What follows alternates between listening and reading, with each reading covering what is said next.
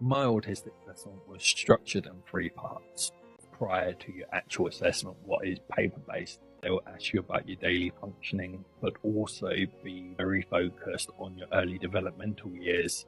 So they'll be looking at what your life looked like, particularly before you was an adult, because you may have overcompensated as an adult and may have learned some coping strategies. These forms, usually it will ask somebody who knows you well to complete, and you will also complete one for yourself.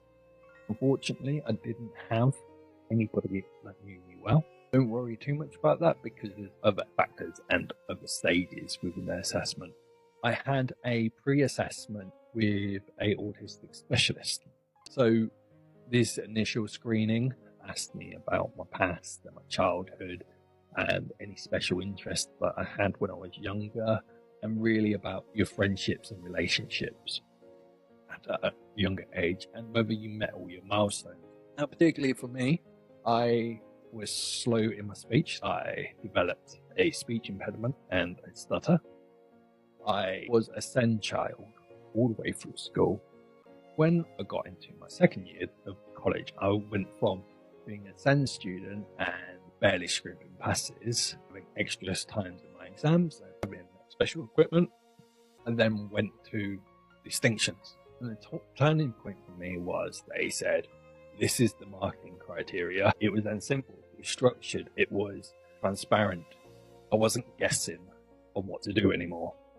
I just had a list to follow. So I got a distinction straight away. I then would repeat to complete level 5 in health and social care, and then later with the management qualifications and also a HR degree. I remember the assessor asking me a question about how I brush my teeth. And there was another one what was to do with storytelling, where they would show you and tell you a story on the first slide, and then you was to interpret the rest of the story. I wasn't satisfied with my answers, so I contacted my assessor with what I thought should be the answers.